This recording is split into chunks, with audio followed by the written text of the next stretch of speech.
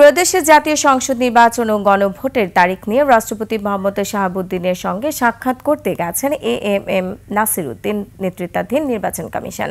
বুধবার দুপুর 12:30টার দিকে বঙ্গভবনে প্রবেশ করেন তারা। সাক্ষাৎ শেষে সিএসির ভাষণ রেকর্ড করা হবে, যেখানে আগামী জাতীয় নির্বাচনের তফসিল ঘোষণা করা হবে। এর আগে গত সপ্তাহে রাষ্ট্রপতির সঙ্গে সাক্ষাতের জন্য বঙ্গভবনে চিঠি দেয় নির্বাচন কমিশন। এরই মধ্যে তফসিল ঘোষণার জন্য প্রয়োজনীয় সব প্রস্তুতি সম্পন্ন করেছে নির্বাচন কমিশন। ত্রয়োদশ জাতীয় সংসদ নির্বাচনে অংশ নিতে যাচ্ছেন প্রায় 13 কোটি ভোটার। সারা দেশে মোট 42,761টি ভোট কেন্দ্র চূড়ান্ত করা হয়েছে।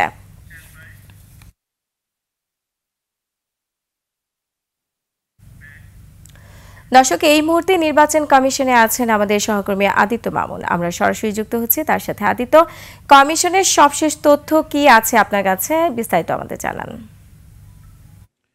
ধন্যবাদ আপনাকে।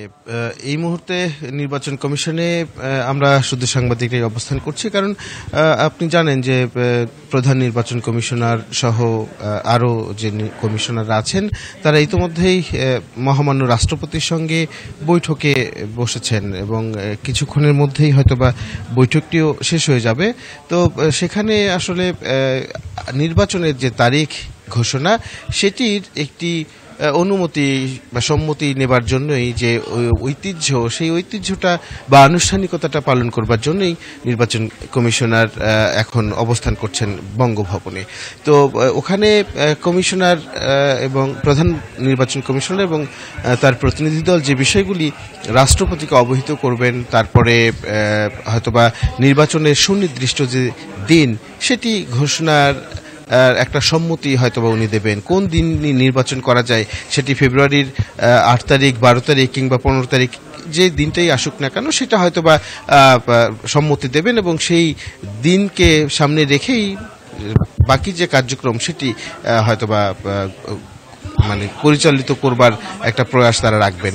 তো আমরা যতটুকু জেনেছি যে প্রধান নির্বাচন কমিশনার রাষ্ট্রপতিকে যে বিষয়গুলি অবহিত করবেন, যে ইতিমধ্যেই নির্বাচন অনুষ্ঠানের জন্য যে কাজগুলি সম্পন্ন হয়েছে, কি কি সম্পন্ন হয়েছে, ভোটার তালিকা প্রস্তুত, তারপরে বিদেশে অর্থাৎ প্রবাসী যারা আছেন তারা কি উপায়ে ভোট দেবেন, পোস্টাল ভোটের সেই প্রস্তুতিটা তাদেরকে জানাবেন, সীমানা পুনর্নির্ধারণের যে বিষয়গুলি আছে সেটি কতটা সম্পন্ন হয়েছে সেটিও জানাবেন, আনুষঙ্গিক যে বিষয়গুলি আছে নিরাপত্তা সহ। নিরাপত্তার এবার সবচেয়ে বেশি যে গুরুত্ব দেওয়া হয়েছে, প্রায় 9 লাখ এবং সার্বিক বিষয়গুলি, সার্বিক সংখ্যা মিলে প্রায় 10 লাখের মতো হবে। এই যে সংখ্যা, তাদের মেইনটেনেন্স, তাদের প্রশিক্ষণ, সার্বিক যে প্রস্তুতি সেটা যে চূড়ান্ত পর্যায়ে আছে, কিছু কিছু ক্ষেত্রে অগ্রগতিও সাধিত হয়েছে, সেই বিষয়গুলি রাষ্ট্রপতিকে অবহিত করবেন।